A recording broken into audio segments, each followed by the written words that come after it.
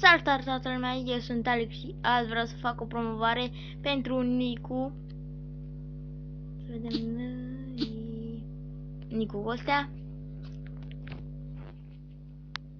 Deci are niște, el e primul,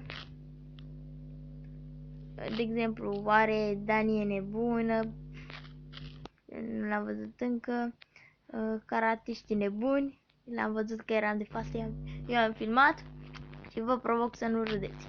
Are 4 abonați, e abonat la Pisca Miau Miau și nu mai multe, uite da, care da, iarăși și parcur la mișto iarăși, fel cântă la pian.